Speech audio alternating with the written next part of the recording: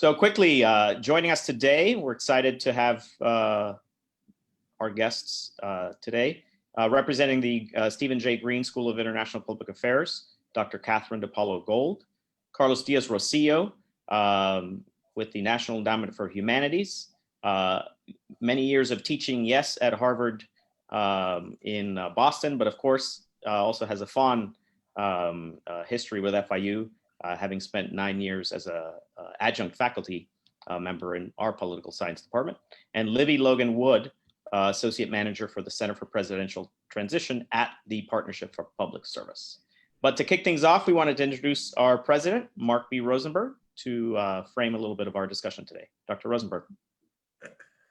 Thank you, Carlos. Good morning, everyone. And to our guests, thank you so much for being with us. In many ways, being with you today is living a dream because we worked so hard to establish our FIU in DC on one hand, and on the other, have relevance in terms of who we are and what we do, particularly at moments like this. So I'm a political scientist, some of you know that, and so for decades, presidential elections have been, if you will, my Super Bowl of tracking turnout, following message patterns, understanding candidates and their positions, understanding the electorate or trying to understand the electorate, and just trying to, if you will, predict who was up and who was down and what that meant. Back of the envelope electoral college additions and subtractions. Fast forward now to today, we're all doing back of the envelope additions and subtractions as it relates to the electoral college, and yeah, I mean this race has been loaded up in many ways like no other for those of us who are really into the thick and thin of politics and life. There's a global pandemic going on. It's affected us all. It's hurt our economy. It's hurt our families. We're trying to figure it out. There's a lot of very important discussions on equity and race and leveling the playing field. I know many of you in the health equity track are tackling this. We have a very non-traditional president and a candidate, obviously, versus what many would say is a lifelong politician servant, who's the other candidate. But for a moment, regardless, of where you are on that, let's spend some time today looking at some of the positive aspects of what's happened. There's been a record turnout. Latino and Black votes are in greater numbers than ever. We've broken a lot of barriers in terms of the roles of traditional parties, and the Latino presence, the Hispanic presence in voting has been very, very important, particularly in our community.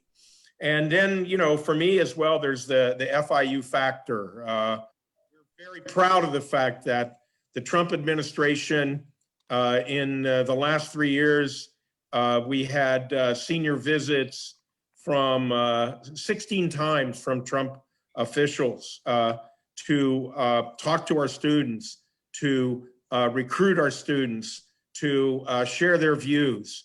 And I'm really proud of that because I can remember the day when we didn't get Washington leadership at FIU. I'm also very proud of the fact that we served as a platform for candidates, if you will, on both sides. We were in the running to host our vice president, and at the last moment, he decided to go elsewhere. And Senator Harris was here. President Obama was here campaigning. It's a statement about their view of the relevance and the impact of you, our FIU students and members of our community. So I'm looking forward to a really good dialogue today.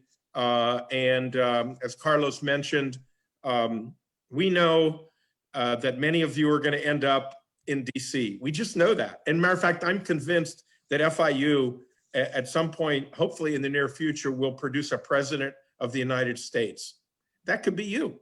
That could be you as an FIU student who is actively engaged in politics and political life. So Public service is very, very important. You may not end up in the presidency or in the White House.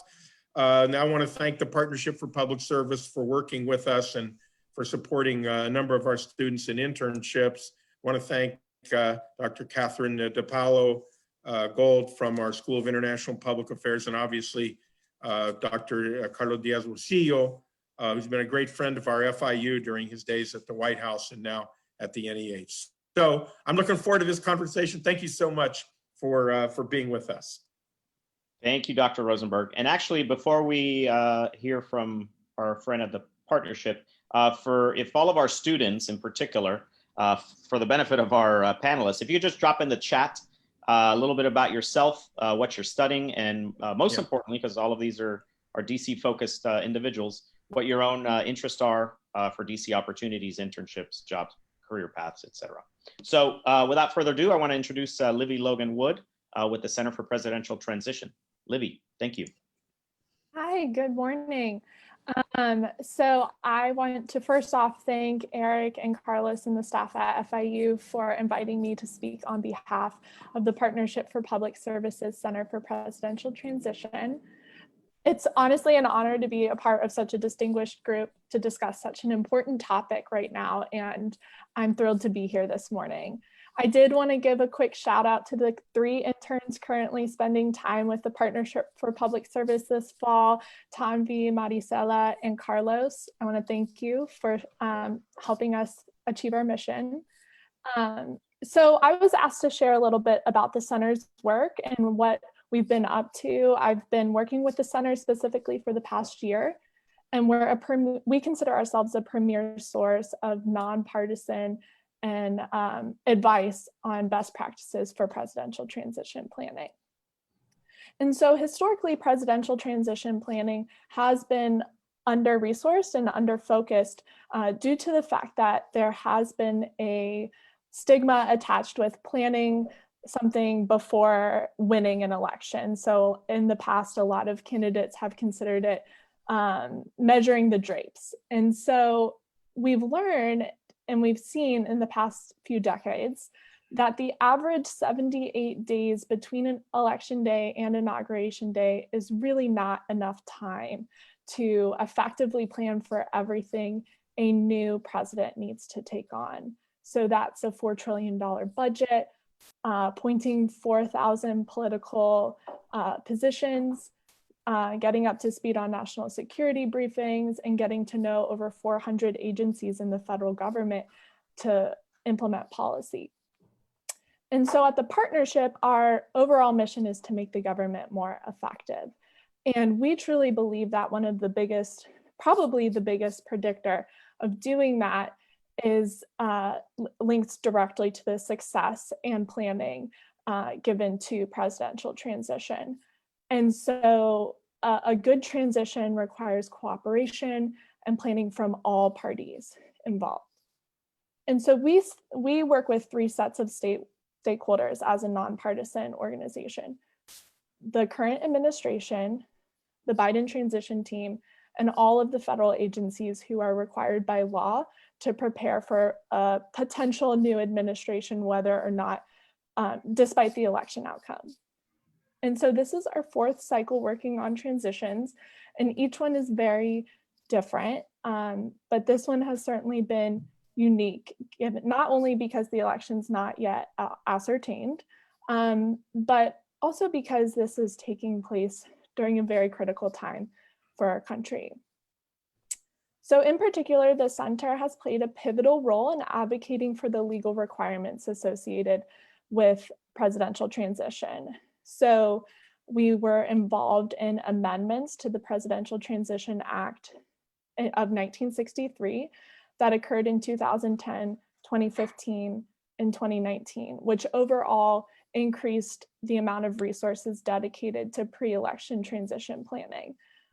Before that, there was not federal direction or federal support to nominees for focus on presidential transition planning. It was really just up to the campaign to handle that. And so since then, we have seen an increase in planning and an increase in effectiveness around this topic. Additionally, at the center, we offer an extensive network of experts and comprehensive resource library that holds documents dating back to the Reagan administration around presidential transition. And so one resource I particularly wanted to highlight, and especially for all of you, is this past summer, the center launched something called Ready to Serve. So regardless of who wins the election, there will be a need for good, young political talent to enter the government. So if Vice President Biden becomes president, his administration will need to appoint up to 4,000 political appointees at all levels. And we've also seen in the past that during second term administration, so during a fifth year, there's at least an average of 43% turnover for political talent. So regardless of what happens, this is going to be an opportune time for people to look into public service and enter the federal government. And so Ready to Serve is on, I think I saw it was placed in the chat, but if you're interested, it includes a lot of resources around kind of the confusing and veiled process to become a political appointee.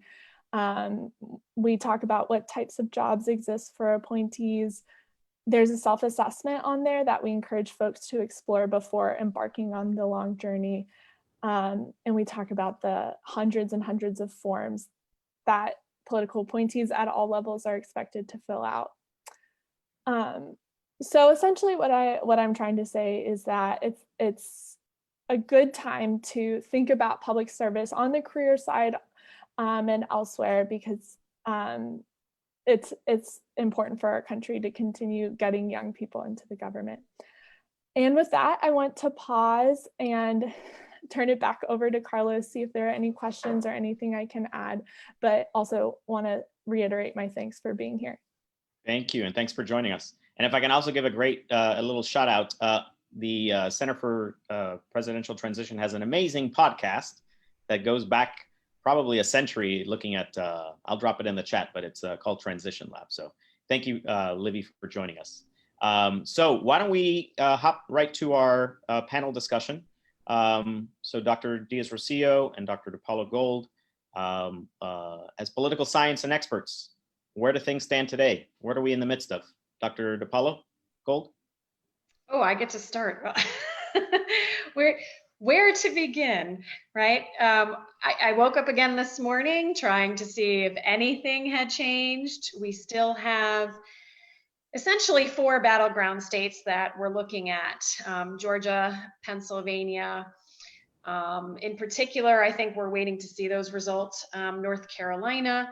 And, you know, people are still talking even about Arizona, which Fox News called sort of early on election night, but that's not sort of over as well. So we've still got, you know, Nevada, we've got some outstanding states that we're waiting to see. There's legal challenges that are going to continue.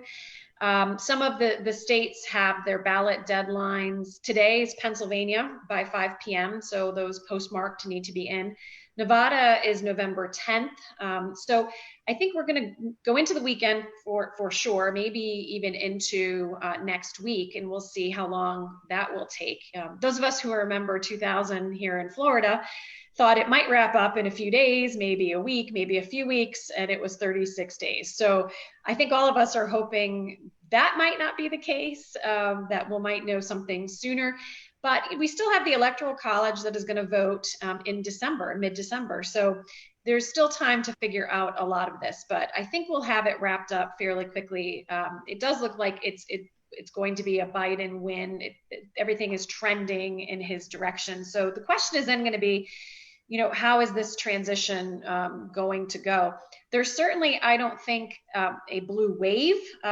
You know, we always look at, as political scientists, at presidential coattails, and there doesn't seem to be many. In fact, we might have to be rethinking this theory and saying which presidential candidate did well in what state, and how did that help the party candidates down ballot, instead of a winning president maybe bringing in members of the House and the Senate along with him or her. So in this particular case, I think Republicans have a lot to be excited about. Certainly they cut into some of the Democratic majority in the House. They may keep the Senate. I think Georgia is just one of these states that has really changed over the last 4 years in terms of demographics and voting patterns. And it looks like those 2 Senate seats, one was a special election, but it looks like both of them are going to go to the runoff, which is January. So we may not know who actually controls the Senate until January, into the next year. So some interesting things there. The other thing I'll just mention, and then I'll turn it over to Carlos, is women. And I study women in politics, and this has really been a banner year for women candidates and for Republican women in particular. So I think we'll talk about some of that today. Dr. Díaz-Rosillo, same question, but considering your expertise in the presidency, and even if there's not a transition, timetable, where do we stand now? What are the, if there is a TikTok of the next few days and weeks, what does that look like? Because we're in the midst of it. That's right. Thank you, Carlos, and thank you for the kind invitation to be here with you. That's right. One thing I can tell you is that ever since May, the administration has been planning for a potential transition, not because it wants to, but because law requires it. As Livi mentioned, the Presidential Transition Act requires that the sitting administration from May set up a presidential transition council. All the agencies of the federal government have had time to plan for a potential transition. We've been doing this for several cycles now. And so the administration is ready to transition the reins of power, should that be the case, or should that be needed. I was fortunate enough to be one of the founding members, if you will, of the 2016 presidential transition. We started planning in May of that year, of 2016. And so there are a lot of things that need to get done. The time from the first Tuesday after the first Monday in November until January 20th is really not enough to start planning for the transfer of power for the most powerful nation in the world. So that's why any campaign, the moment you have a presumptive nominee, which typically happens right around May, they start planning for the transition. I think that as President Rosenberg mentioned a few minutes ago, there are a lot of things that we should be proud of in this election. Turnout is one of them, but we also got to realize that the country is deeply, deeply divided. Most pollsters didn't really anticipate how strong President Trump will be doing in many areas of the country. And I think one of the big lessons is that this is a highly divided country. So whichever side wins has to realize that they need to speak to the other side of the country, right? This is a 50-50 country. And for the next president to succeed, that lesson has to be really, really ingrained in the administration. Because the country is not gonna go forward unless one side is able to speak to the other one. But again, the transition is happening on both sides. And also on the administration side, there's a group of people who are planning for a transition to the second term. And as you heard, right, there's gonna be quite a bit of turnover if President Trump gets reelected. So on both sides, there's extensive transition planning so that the transition would be as smooth as possible. Yeah. Now, just a quick follow-up, Carlos, if you can. What we're witnessing is this is a state-by-state issue, and any perspective for the benefit of our students, this certification process at each, what are we in the midst of? Sure. So right now, as the votes are being counted, and by the way, they're being counted in every state. We're focusing on a handful of states because we don't know the outcome, but California has millions of votes to count yet. So this is happening in every place. States have to certify the outcome of the election by early December. On December 14th, the electors meet in the state capitals, and that's when they actually vote. The 538 electors will vote for the next president on December 14th. Those votes get sent to Washington, D.C., and in a joint session of Congress on January 6th, the president is declared the winner. So right now we're in the middle of counting. At some point it changes from state to state, but at some point over the next 3 weeks or so, the electors have to be, the vote counts have to be certified by the secretaries of state. And on December 14th, the electors will meet in the 50 state capitals and Washington, D.C. to actually cast their vote for president and vice president of the United States. Okay. Dr. DePalo, and I do want to emphasize a point. Dr. Rosenberg mentioned it, and I think Dr. DePalo, we are not to be lost. Numbers that I'm seeing, 160 million, upwards of a 67% voter turnout, attributable to both candidates and campaigns. I'm reading that is the highest percentage since 1900. Mm-hmm. And this US, as we know, we've been celebrating the centennial of women's suffrage this year, was a lot smaller, and there was a lot of individuals that could not vote back then, but that was 73% back then, and we're looking at 67%. So Dr. DePalo, I'm curious, you touched on, and it is your expertise, on women in politics. Could you go a little bit deeper? What else have you seen, trends, anything that has raised your eyebrows? Raised my eyebrows. Oh, open. I don't know about that, but did you want me to talk more about women or? Sure. Yeah.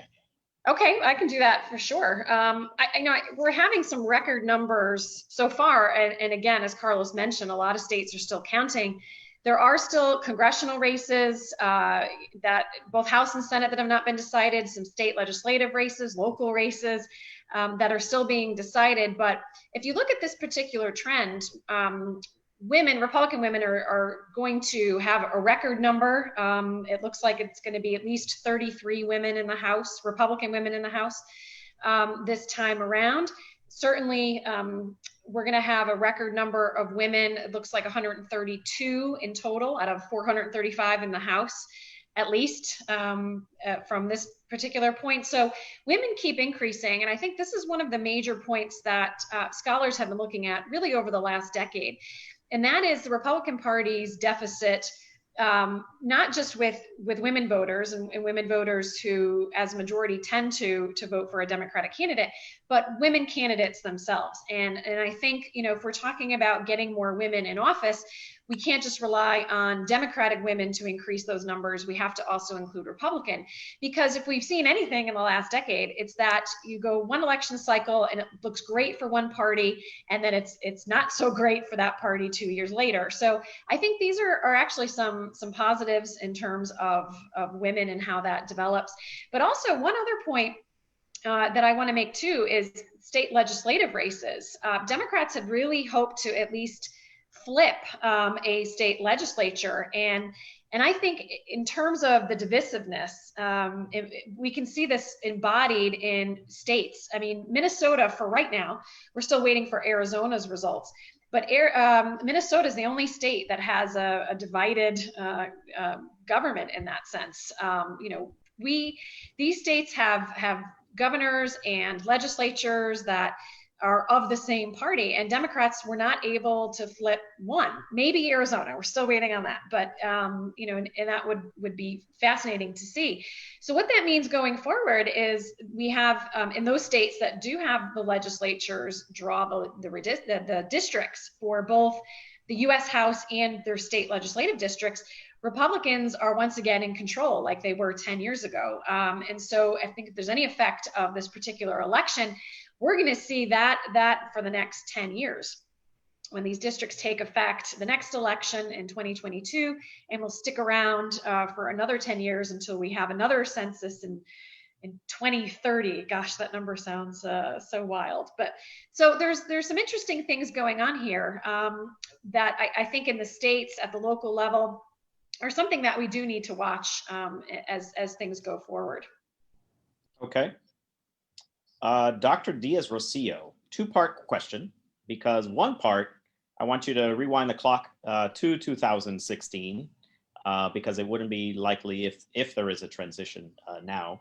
But what on earth is a beachhead team and a landing team? Absolutely.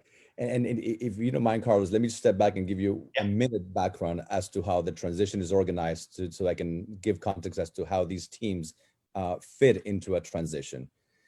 There's 4 general tasks that transitions have to do as they plan their work. One of them is to recruit personnel. So in 2016, we had one of the 4 buckets in the transition was the personnel operation. You have to recruit up to 4,000 individuals to serve at all levels of government. People tend to focus on the cabinet secretaries, but we're talking about cabinet secretaries, deputy secretaries, undersecretaries, assistant secretaries, and all the way down.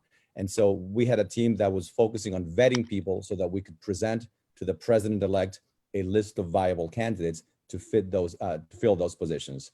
You typically tend to focus on the higher level ones and during the transition, during the pre-election transition. And then once you know that you're the president-elect, then you focus on the lower levels of the administration. The second bucket is to develop a policy strategy. So we had a team called the Policy Implementation Team. I was part of that team, where you try to come up with a strategy to implement the policies of the new administration, a legislative strategy to deal with Congress, an executive strategy to start drafting executive orders, memoranda, all sorts of directives to do things without the need to go to Congress. And so we had a team that was attentively jotting down every promise that candidate Trump made. There wasn't a whole lot of contact with the campaign. So we literally had somebody who, anytime the president, the candidate, Donald Trump said something, you know, I promised to do X, Y, and Z, we were taking note of what those promises were so we can have a strategy to implement those policies. The third bucket is what we call agency action. That's where the beachhead teams and all these teams fit in. The moment you know that you're the president-elect, you have that team from your transition literally descend onto the agencies. So the beachhead teams go into the agencies to find out what's going on in the agencies, to find out if there are any regulations that are about to be promulgated that you need to stop, to find out if there's anything in the agencies that you need to be prepared for. You begin to work with the leadership of the agencies, with the civil servants, with the political appointees, with everyone in these agencies to make sure that on day 1, on January 20th, you have a strong command of what's happening in the agencies. So these beachhead teams literally just land on the agencies and begin to find out what's going on. We were slow in going to the agencies.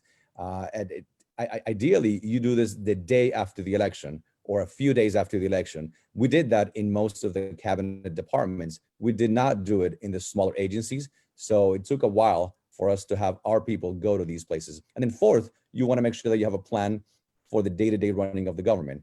Anything from a communication strategy for each day of the transition, to a plan to keep the lights on in the White House, to an organizational plan to see how are you going to structure decision-making processes, how you're going to structure your team, how you're going to communicate with the public. And so these 4 buckets were the key to the presidential transition in 2016. And I'm sure the same thing is happening on the Democratic side right now, because these are the essential tasks that you need to take into account when transitioning into a new administration. Okay, thank you. We have one of our health equity seminar participants, Michelle Caldera, wanted to ask a question in regards to the timetable. Michelle? Hi, good morning. My name is Michelle. I'm currently a master's in public health student specializing in health promotion and disease prevention. Thank you so much for taking the time out of your busy schedule to meet with us. My question is, I know you mentioned that there are some certain deadlines with the Electoral College. Now, given some of the rhetoric that President Trump has recently made regarding voting poll counting legitimacy, what effect do you think this will have in voting, counting, and if this will have a detrimental effect to meeting those deadlines? Thank you so much. Carlos, you want to take that first? Sure, I'll take that one. And so it should not have any effect on the counting, right? Some of the lawsuits are being filed are not to stop the counting period. They're basically designed to stop counting until we can find out what constitutes a legal ballot. But in the meantime, most of the states are counting. In fact, all of the states, until the court says otherwise, they're counting. If a state is not able to certify its electors, and therefore it's not able to have electors go to the state capital, that will be a huge problem, because that means that the voters in those states are not going to be able to have their say. That is the probability is very low of this, close to zero, but it's possible that if a state doesn't send its electors to its capital, that those votes will not be counted. And that is one reason why you might not get to 270. We've had very few cases in American history where candidates have not reached, twice actually, 1800 and 1824, where the presidential candidate did not reach a majority. In both cases is because we had more than two candidates. But it's possible that with only two candidates, if a state doesn't send its slate of electors, you don't reach 270. I think the probability of that is exceedingly low, but that's what happened in Florida in 2000. That's why the Supreme Court said that Florida had to stop the recount, because if it didn't, there was not enough time, and therefore the Florida electors would not be able to go to Tallahassee to cast their ballots, which would mean that Florida voters would not be able to have a say. And so I think the probability of that is exceedingly low. Because if the state doesn't send its electors to its capital on December 14th, then by the Constitution, they will not be able to cast a ballot. But again, I think the likelihood of that is exceedingly low. Dr. DePalo-Gould, any add-on thoughts there? Well, there is a federal safe harbor deadline, which is a week before the electors meet. That was also at play in Bush v. Gore in 2000, that the Supreme Court didn't think those hand recounts could be completed by that safe harbor deadline, meaning those electors cannot be challenged in the House. So it is an interesting question as to how the process will go. There are such things as faithless electors, but they've never changed an election.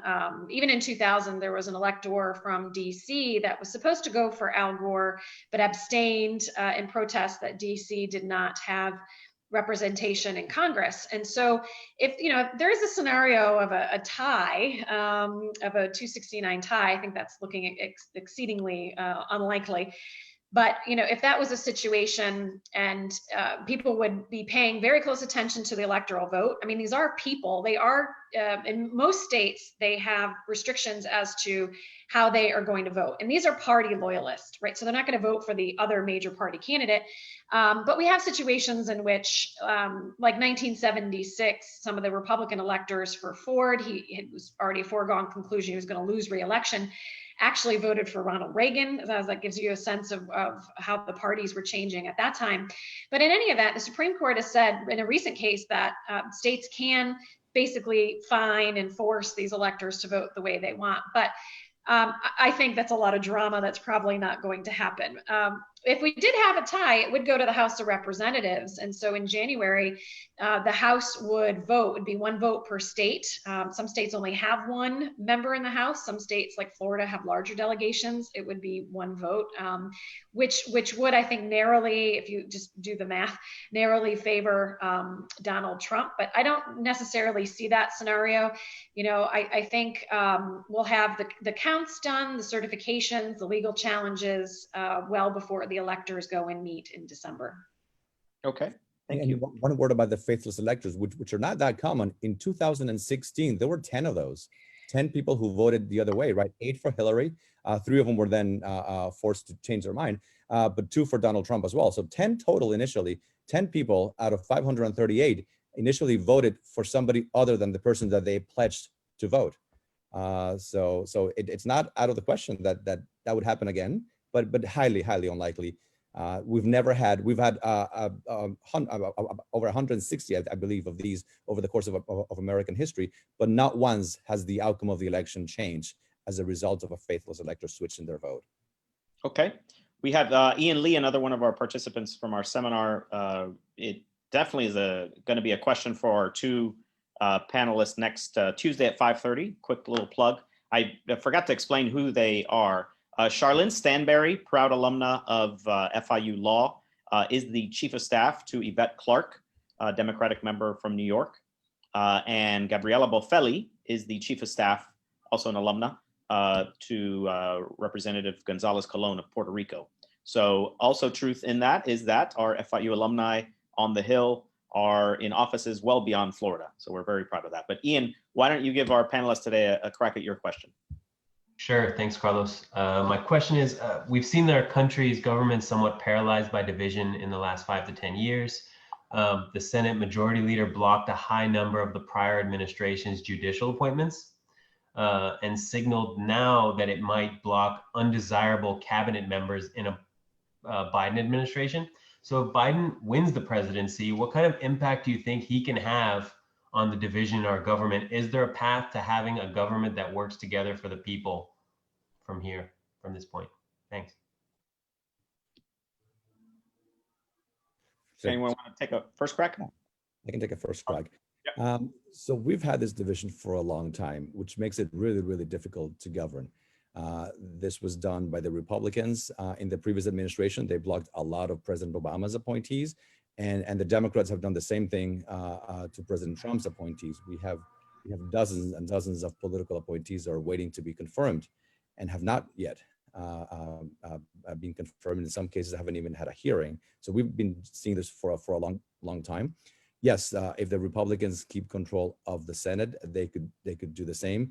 One of the things that I found very, very frustrating in the government is how we have seen a lot of really talented individuals who have been appointed to different positions across the government in different agencies not be able to assume their duties because they haven't received their confirmation, which means that you have to put them in an acting basis, and there's all sorts of complications. In some cases you can, in some cases you cannot. And so I hope that doesn't happen. I mean, I firmly believe that any new administration, regardless of the party, deserves to have a functioning team, not only for the sake of the administration, but also for the sake of the country. There's hundreds of talented people who are eager to assume these high-level positions, and thousands of people who are willing and able to assume all the positions. So I hope if there's a new administration, that it's given the chance to do what it was hired to do, to govern. And again, from the point of view of the current administration, we found it exceedingly frustrating not to be able to put our people in the positions that we want to put them in because they've been obstructed by the Senate. Dr. DePalo-Gould? Yeah, I think it's a real problem that with back to that, the polarization has reached the heights that it has. And, you know, I fully expect if Republicans do hold a slim majority in the Senate, that they will likely not make the transition easy, meaning there may be some cabinet positions in which those will go smoothly, those confirmations. And I suspect there'll be several that will not. And of course, that depends, again, you know, if there's a Biden administration and if Biden is putting forth, shall I say, vulnerable candidates for these secretary positions. And I mean vulnerable in terms of what Republicans see as too far out of the mainstream, right? I mean, and here's the question. You have the progressive wing of the Democratic Party, previous to Election Day in particular, clamoring for important cabinet positions and a voice in a Biden administration. You know, I think with the Election Day results, Mitch McConnell and Republicans will be emboldened to say there was a rejection by voters on Election Day to a lot of those progressive policies. So, you know, I've got to assume the Biden transition team right now is trying to figure out, you know, how much of a fight do we want on cabinet positions, on policy, right? Because they've got to be ready for a fight. It's going to be a 4-year fight. And in 2 years, I mean, we have the midterm election coming up 2 years from now, and that's everybody's, you know, we're still waiting for election results, of course, but everybody is now planning for 2 years from now. And so with these continual elections, there are these continual fights and, you know, saying, well, maybe if we just wait, there'll be a change, right? So we shall see, but I fully expect that Senate Republicans, again, you know, if they hold a majority, I sort of woke up today thinking, I don't know. I mean, we've been saying that Republicans will hold a majority, but whatever happens in Georgia, with these Senate runoffs, I mean, could well determine that Democrats are in control, and then it's a whole new game. But I in either event, you know, Senate Republicans, I think, will cause enough of a stir to you know, try to thwart some of the secretaries, these judges, right, and certainly policies going forward. Okay. Kathryn, if I may, I'm glad you mentioned the midterm elections, because that was something that we were thinking of in the transition of 2016, right? Typically, the president's party loses seats in the midterm elections. So you know that you have this balance. On the one hand, you want to be thoughtful and not be too hasty in the way you make decisions during the transition. But on the other hand, you know that you really have 2 years to be able to get the bulk of your agenda through if the pattern holds that you're going to lose seats in the midterm elections. So you want to act as quickly as possible during those first 2 years. So you got to be very strategic about which fights to pick, because you want to get the bulk of your legislative agenda through to Congress, ideally in the first year. But you know that you're probably not going to have a chance to do it again in the second half of the first term if the pattern that we have seen for decades holds. And so you work really hard to do things quickly on the one hand, but on the other hand, you don't want to do it too quickly that you're going to start putting nominees that are not properly vetted. So it's a fine balance that you have to strike during the transition, and it's really hard. Carlos, I'm curious if it is not a formal Trump transition, but a planning for a second term beginning soon. What does that process look like for a second term president, freed politically from knowing he or she in the future would have to run again? What are those decisions looking like now? We heard from Livi earlier that there's still a 43% turnover. Any thoughts on what that looks like now? So right now, the way it looks in the White House is there's one team that's focusing on the presidential personnel. So the Office of Presidential Personnel is currently planning for a second term. They're looking at the individuals who are in position in the different political positions, all the political appointees across the government. Each one of those political appointees has been interviewed. I was interviewed, everybody was interviewed. And the question that you get asked is basically, do you want to serve in a second term? We've heard all these things about loyalty tests, and I've never had one of those, and everybody I've talked to has never had one of those questions. The questions are basically, are you willing to serve in the second term? And if so, what would you like to do? So they're planning for that turnover. I imagine that if there's a second term, there will be higher than usual turnover. We have seen a lot of turnover in this administration. And so they're planning right now, as we speak, the Office of Presidential Personnel, for what to do with the personnel side of the House. On the other side of the House, we have the policy teams that are looking at strategies to advance the president's agenda in the second term. What are we going to do with infrastructure, for example? What are we going to do with measures, economic measures, not only in the second term, but immediately, like in the next week or so. So there's one team that is working really hard on the personnel side, and there's one team that's working really hard on the policy side to see how they can implement President Trump's second term policy agenda. Okay. We have a question from Sebastian. I think we'll kick off with Dr. DePalo-Gould. Sebastian? Hi, good morning, and thank you for being here, panelists. Can you hear me all right? Yes. Yes. Perfect. So my question is about Florida, which I think is probably one of the bigger surprises that we had on Election Day, because especially Miami-Dade did not turn out for Democrats like a lot of models and polls showed that it would. So my question is about the future of Florida in general, but maybe Miami-Dade in particular. What is the Democrats' strategy moving forward? What do the panelists think is the Democrat strategy here, and can they reconcile that those losses in Miami-Dade with the gains that they've made in places like Georgia? Okay.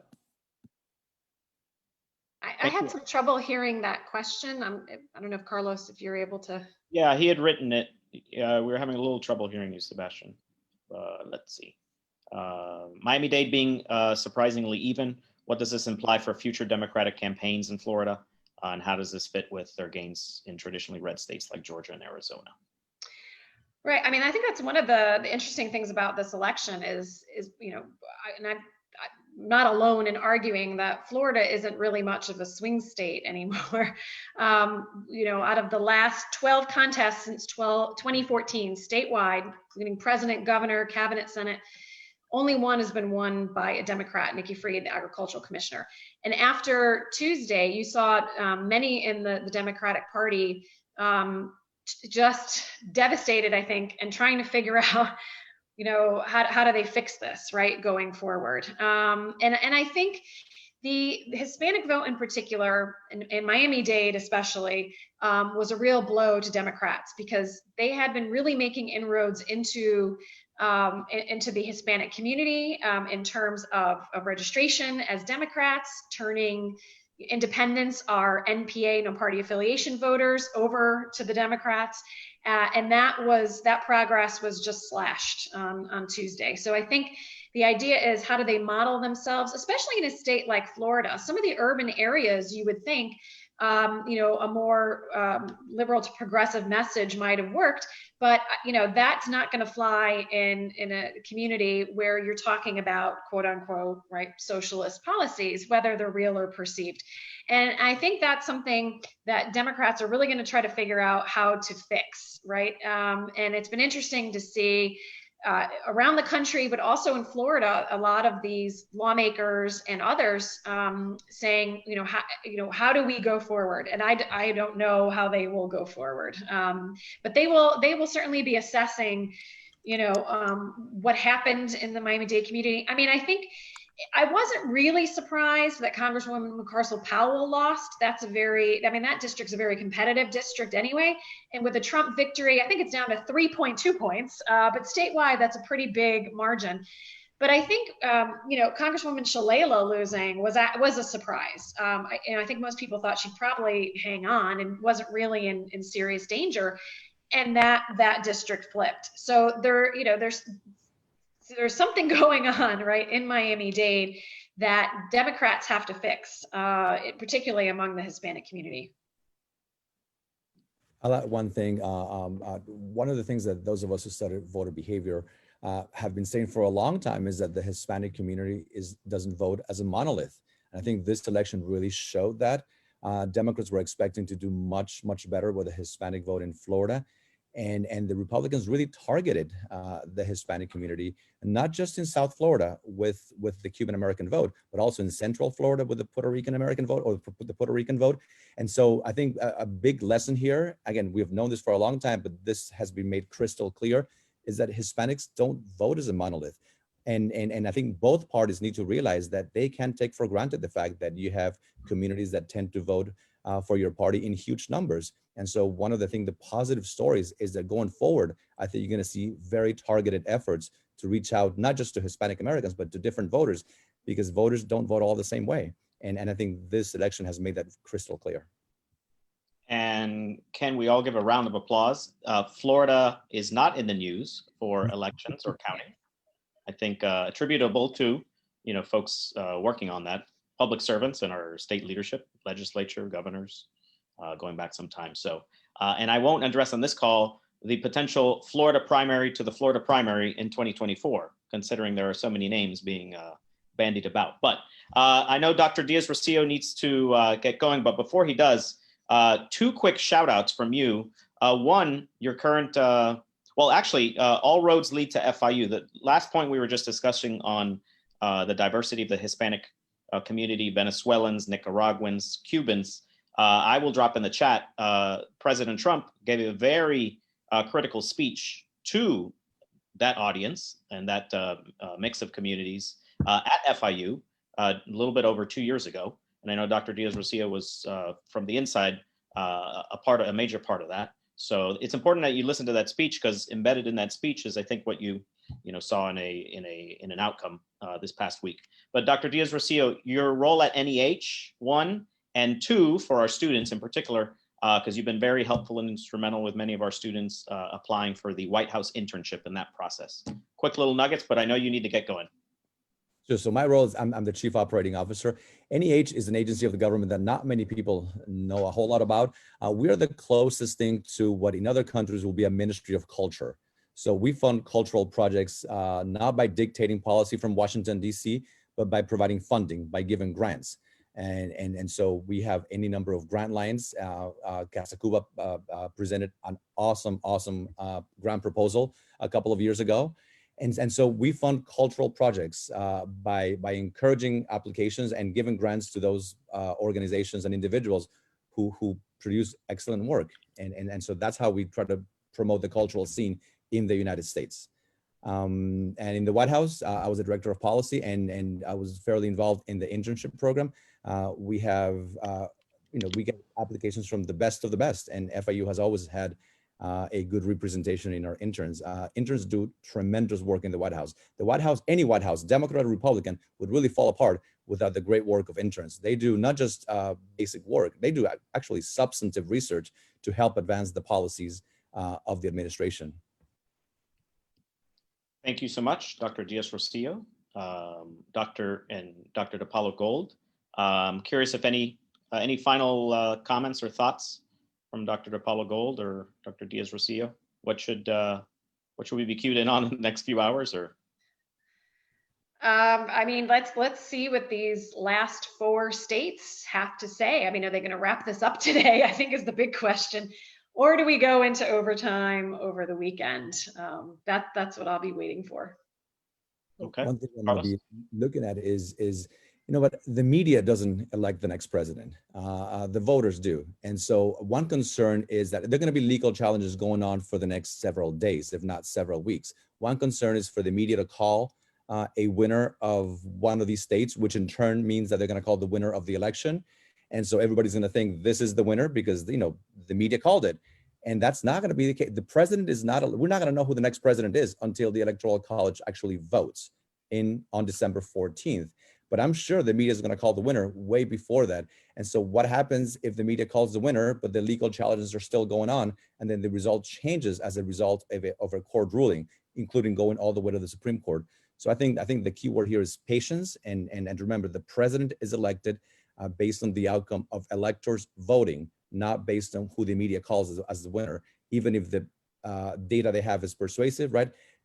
We have to wait until December 14th. And I believe that, I think the media is being somewhat cautious. I mean, I think in years previous, they would have called some of these states by now, but I think, I think Fox News calling Arizona as early, really, Trump, they waited forever to call Florida because Florida, right? And then they call Arizona very quickly, which not all organizations did, and it kind of changed the tone of the whole campaign for the next few days till today, frankly. So I think, and I hope that they're very cautious, and I think they are in some of these particular states. I think I almost think they're not going to call a winner until there's a certification in these battleground states, right? Because I think they're that close going forward. And I absolutely agree with what Carlos said. Okay. Well, thank you both to Dr. DePalo-Gould. The Green School is one of our most critical academic partners here in Washington, D.C. We've been so excited to work with you, in particular in an increased way in the last few weeks, and continue to going forth. And Dr. Díaz-Rosillo has been a great friend of FIU since he's teaching days, but of course, during this administration. And shout out to the Student Government Association, who I see is hosting you this morning on campus. So thank you so much. But I want to thank all of our guests for tuning in. I believe my colleague Eric Feldman is going to drop in the chat the video from the Partnership for Public Service, just to give you an idea on the Ready to Serve program. So please click that. And we hope you all have a good weekend being glued to your TV sets and Twitter feeds as it is. Thank you all. Thank you.